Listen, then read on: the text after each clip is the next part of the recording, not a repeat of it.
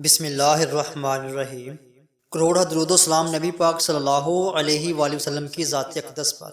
شاہ جی info دیکھنے والے تمام دوست احباب کو السلام علیکم ورحمۃ اللہ وبرکاتہ۔ ایک استاد نے اپنے شاگرد سے پوچھا کہ مجھے بتاؤ کون لوگ نماز نہیں پڑھتے ہیں۔ ایک بچہ اٹھا اور اس نے کہا جو لوگ مر چکے ہیں وہ نماز نہیں پڑھتے۔ دوسرا اٹھا تو اس نے کہا جو لوگ کافر ہیں وہ نماز ادا نہیں کرتے۔ تیسرا اٹھا تو اس نے کہا جنہیں نماز نہیں آتی وہ نماز نہیں پڑھتے۔ بچے تو اپنی معصومیت سے بھرے جواب دے کر خاموش ہو گئے، مگر استاد کو بھی خاموش کر دیا۔ اسے سوچ میں ڈال دیا کہ میرا شمار کن لوگوں میں ہوتا ہے۔ کیا میں مر چکا ہوں جو نماز ادا نہیں کرتا؟ کیا میں کافر ہوں جو نماز پڑھنے مسجد نہیں جاتا؟ یا مجھے نماز نہیں آتی جو میں نماز ادا نہیں کر سکتا؟ لیکن یہ سوچ بھی اس کے اندر آتی ہے جسے اللہ رب العزت توفیق عطا فرمائے گا۔ آج لوگ مجلس میں بیٹھے ہوتے ہیں، ادھر سے مؤذن کی آواز بلند ہوتی ہے، حی علی الفلاح حی علی الفلاح، فلاح کی طرف آؤ، حی علی الصلاح، نماز کی طرف آؤ۔ وہ دن میں 5 مرتبہ صدا بلند کرتا ہے کہ چلے آؤ کامیابی کی طرف۔ لوگ کامیابی کا نشان پانے کے لیے سرگرداں رہے، زمانے بھر کی ٹھوکریں کھاتے رہے، اور جو اللہ مسلسل پیغام بھجواتا رہا کہ کامیابی یہ ہے، اس کی جانب آؤ، اس پر کسی نے دھیان نہیں دیا۔ اور جب اس غفلت کا، اس بے توجہی کا گلہ کرو تو آج کا نوجوان کہتا ہے کہ آج کے ماڈرن دور میں دین پر چلنا بہت مشکل ہو گیا ہے۔ استغفر اللہ۔ کہتا ہے کہ آج نماز پڑھنا مشکل ہو گیا، اس دور میں نماز پڑھنا مشکل ہے۔ تصور کرو ان لوگوں کا جن کی کھالیں زندہ کھینچ دی گئیں، جنہیں جلتے ہوئے کولوں پر لٹایا گیا، جن کے ماں باپ نے انہیں گھروں سے نکال دیا، لیکن پھر بھی ان کی زبان پر کلمہ حق، پھر بھی وہ نماز ادا کرنے سے نہیں چوکے۔ وہ پہاڑوں، بیابانوں، ریگستانوں، تپتی ہوئی ریت کے اوپر سجدے کرتے رہے۔ آج کے نوجوان کو اس صورت میں بھی سجدہ کرنا مشکل ہے کہ جب کہ مساجد ایئر کنڈیشن سے مزین ہیں، سخت گرمی میں وہ مسجد کا دروازہ کھول کر اندر داخل ہوں تو ٹھنڈی ہوا اس کا استقبال کرتی ہے، پینے کے لیے ٹھنڈا پانی وہاں ہر وقت موجود ہوتا ہے، مخملی نرم قلین اس کے نیچے بچھے ہوتے ہیں، پھر بھی کوئی سجدہ کرنے وہاں نہیں جاتا۔ اور جنہیں اللہ رب العزت توفیق دے دیتا ہے، جنہیں اللہ اپنے پاس بلاتا ہے، اپنی بارگاہ میں کھڑا ہونے کا شرف بخشتا ہے، تو وہ ہر مقام، ہر جگہ پر، برستی بارش میں، جلتی دھوپ میں، میدانوں میں، صحراؤں میں، گلیوں میں، بازاروں میں اور سمندروں میں بھی اللہ کے حضور سربسیر رہتے ہیں۔ اللہ رب العزت کے نزدیک انسان کا سب سے بڑا شرف یہ ہے کہ وہ اپنے چہرے اور سر کو پروردگار کے سامنے زمین پر ڈال دے۔ سجدے میں انسان کا سر ناک رگڑتا ہے اور اس کا وجود اس ہستی کے سامنے جھک جاتا ہے جس نے اسے سب کچھ عطا کر رکھا ہے۔ یہی سبب ہے کہ انسان سجدے میں رب کی قربت کا سب سے زیادہ حقدار ہوتا ہے۔ اللہ جب ناراض ہو جاتا ہے تو وہ رزق نہیں چھینتا، نہ ہی بندے پر اپنی دنیا تنگ کرتا ہے، اور نہ ہی سورج کو حکم دیتا ہے کہ فلاں بندہ میرا نافرمان ہے، اس کے گھر میں، اس کے آنگن میں اپنی کرنیں مت بکھیرنا، بلکہ اللہ جب ناراض ہوتا ہے تو وہ سجدے کی توفیق چھین لیتا ہے۔ پیارے دوستو، اللہ جب ناراض ہوتا ہے تو سجدے کی توفیق چھین لیتا ہے۔ یہ بہت بڑی فکر کی بات ہے کہ آخر اللہ کیوں اپنے سامنے کھڑا نہیں رکھنا چاہتا؟ ضرور انسان سے کوئی بڑا گناہ سرزد ہو جاتا ہے، اسے اس بات کا پتہ ہی نہیں چلتا، اسے احساس ہی نہیں ہوتا۔ جب انسان کا ضمیر مردہ ہو جائے تو اسے کسی بات کا احساس نہیں رہتا۔ وہ اللہ اور اس کے بندوں کے حقوق میں کوتاہی کر رہا ہے، وہ اللہ اور اس کے رسول کی نافرمانی کر رہا ہے، اس کی تعلیمات کے خلاف زندگی بسر کر رہا ہے۔ وہ دن میں 5 مرتبہ اذان سننے کے باوجود کتنے سجدوں کا انکار کر رہا ہے، جبکہ ابلیس نے صرف ایک سجدے سے انکار کیا تھا، لیکن اس نے یہ نہیں سوچا کہ حکم باری تعالیٰ ہے، تو اللہ نے پھر اسے ہمیشہ ہمیشہ کے لیے اپنی بارگاہ سے باہر نکال دیا۔ اللہ جب ناراض ہوتا ہے تو انسان کا من اجاڑ دیتا ہے، اور جس کا من ہی اجڑ جائے پھر اس کے پلے رہ کیا جاتا ہے؟ کوئی دنیاوی عزیز، کوئی دنیاوی محبوب آپ کو ایک مرتبہ بلائے تو آپ سر پر پیر رکھ کر بھاگے چلے جاتے ہیں، اور جو تمام کائنات کا پالنے والا ہے، خالق و مالک ہے، رب کریم ہے، وہ دن میں 5 مرتبہ تمہیں بلاتا ہے اور تم سنی انسنی کر دیتی ہو۔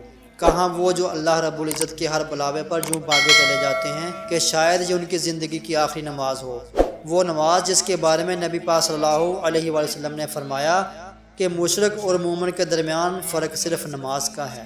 آج اذان کی صدا کان میں پڑتی ہے تو کوئی کہتا ہے میں کل سے شروع کروں گا، تو کوئی کہتا ہے اچھا شروع کروں گا، تو کوئی کہتا ہے میں نماز نہیں پڑھتا، مگر انسان اس حقیقت سے آشنا نہیں کہ اس کی اوقات ہی کیا ہے کہ وہ اللہ کے حضور جا کر کھڑا ہو سکے۔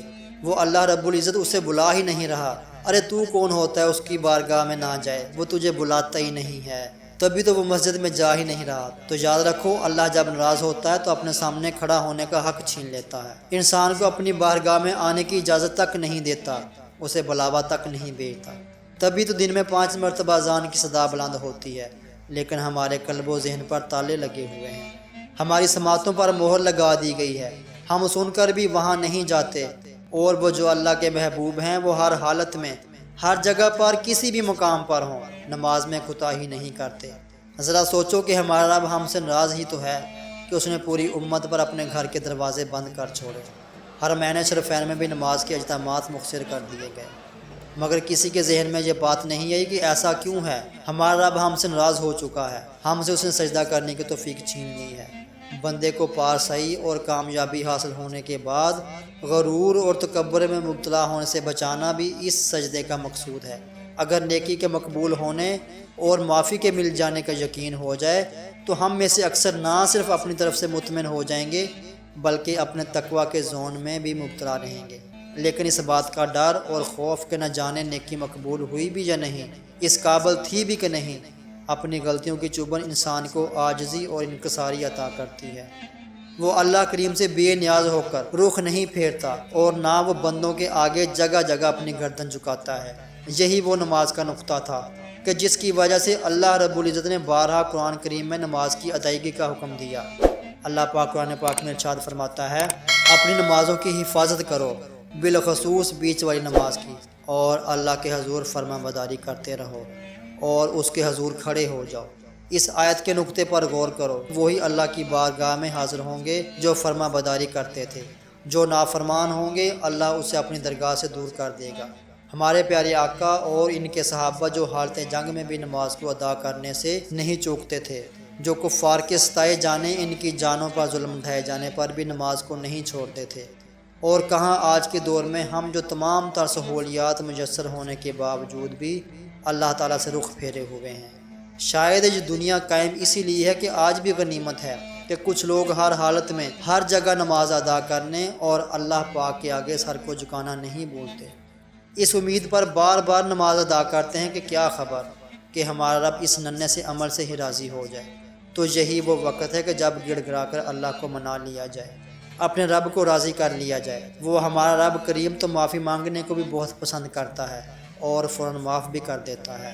تو ہاتھ اٹھائیے اور دعا کیجئے کہ اے رب کائنات، ہم سے اتنا ناراض مت ہو جانا کہ ہم سے سجدوں کی توفیق چھین لینا، اپنے گھر کے دروازے ہم پر بند نہ کرنا۔ ہم چاہے جتنے بھی گناہ گار ہیں، جتنے بھی نافرمان ہیں، تیری محبوب کے امتی ہیں، اپنے محبوب کی امت پر اپنے گھر کے دروازے مت بند کرنا۔